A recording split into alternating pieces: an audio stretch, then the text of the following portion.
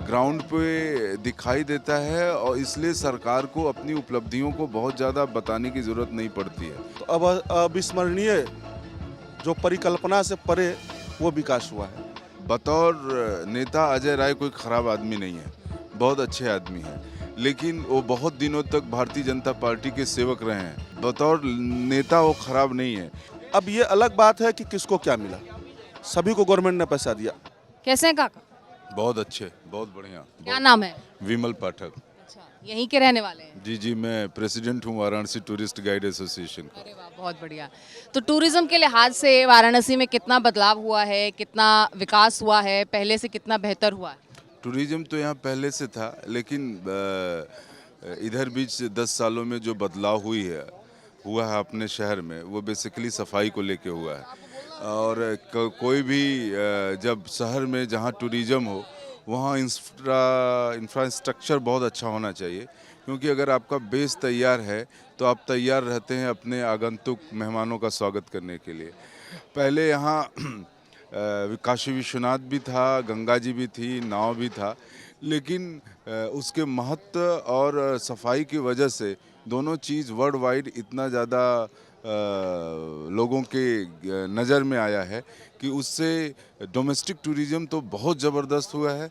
और कोविड के बाद जो, चूँकि मैं स्पेनिश भी बोलता हूँ, तो मुझको लग रहा था कि जो इनबाउंड टूरिज़्म है या विदेशी जो हैं वो उनकी संख्या आएगी, लेकिन उसकी स्लो रहेगी। लेकिन पिछले साल जिस तरह से आने की संख्या रही है, उसको देखते हुए मैं ये कह सकता हूँ कि विदेशी टूरिज्म का श्री गणेश भी एक अच्छी स्पीड से हुआ। तो सबका साथ, सबका विकास और सबका विश्वास, जिस मोटो के साथ लगातार प्रधानमंत्री चल रहे हैं, सबका प्रयास भी अब कह रहे हैं, तो क्या वो आपको ग्राउंड पर दिखाई देता है? ऐसा है कि ग्राउंड पे दिखाई देता है और इसलिए सरकार को अपनी उपलब्धियों को बहुत ज़्यादा बताने की ज़रूरत नहीं पड़ती है। आप उसको लेकिन बताया तो जा रहा है, कभी रैलियां, कभी जन संबोधन, कभी रोड शो। बताया जाता है कि लोग कनेक्ट कर सकें, लेकिन ये भी सही है कि लोगों को इस चीज़ का एहसास है कि बहुत चीज़ों में बदलाव आया है। और रही बात शिकायत का, तो जो हमारे यहाँ, जो हमारे सनातन धर्म में जो हम हिंदू लोग जो विश्वास करते हैं कि सबसे अच्छे एडमिनिस्ट्रेशन और जीवन को बोलते हैं राम राज्य। उस राम राज्य में राम की भी शिकायत करने वाले लोग थे। तो शिकायत तो नहीं, असहमति होना चाहिए। असहमति से क्या होता है, आदमी अगर कहीं भ्रमित होता है तो उस सरकार को, उस समाज को फिर पथ पे लाया जा सकता है। ये वाराणसी के लोगों की तो शायद ये हक है कि वो शिकायत कर सके। आपका तो बेटा भी है, सांसद भी है, प्रधानमंत्री भी है।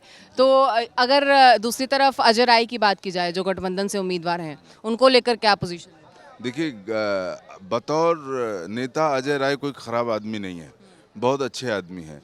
लेकिन वो बहुत दिनों तक भारतीय जनता पार्टी के सेवक रहे हैं और अब इसलिए बतौर नेता वो खराब नहीं है।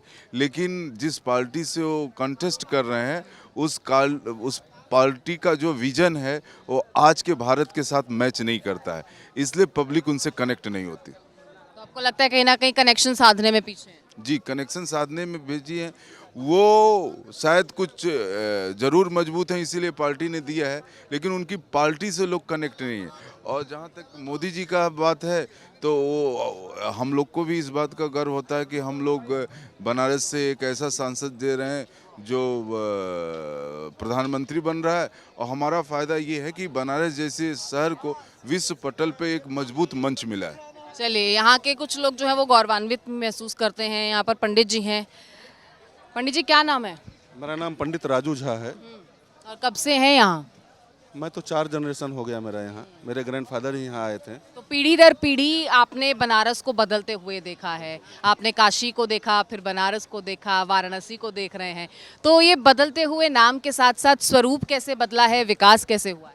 स्वरूप पिछले 10 साल में अगर देखा जाए तो अब अविस्मरणीय जो परिकल्पना से परे वो विकास हुआ है। सबसे पहला विकास तो स्वच्छता के दृष्टिकोण से काशी को एक अपूर्व सफलता मिला है, जो हमारे देश के प्रधानमंत्री माननीय मोदी जी का आह्वान था। कि स्वच्छ काशी, निर्मल काशी, सुंदर काशी।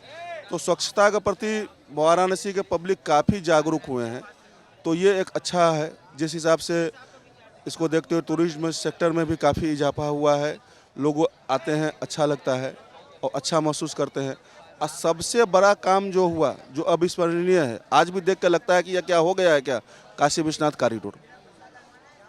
इतने पतली गलियों में से लोग जाने में इतनी असुविधाएं होती थी, आज बाबा का इतना विशाल अद्भुत प्रांगण हो गया है कि अगर लाखों दर्शनार्थी आ जाएं तो कोई असुविधाएं नहीं होती है। लेकिन कहीं लोगों को ये शिकायत भी है कि अगर आपने वहाँ से स्थानांतरण किया तो लोगों को कहीं और शिफ्ट नहीं किया गया। गरीबों को ऐसा लगता है कि कहीं ना कहीं वहाँ पर नाइंसाफ़ी हुई है। देखिए, जब मकान यहाँ कॉरिडोर का प्रोजेक्ट में टूट रहा था तो अच्छा मुआवजा मकान मालिक को मिला, जो किराएदार उसमें रह रहे थे सरकार ने उनको भी पैसा दिया। अब ये अलग बात है कि किसको क्या मिला, सभी को गवर्नमेंट ने पैसा दिया। अब कुछ लोग जो बुद्धिजीवी थे उस पैसे को सदुपयोग यूज किए तो आज वो घर अपना बनवा लिए, और जो नहीं यूज कर पाए वो खाने पीने में खर्चा कर दिए।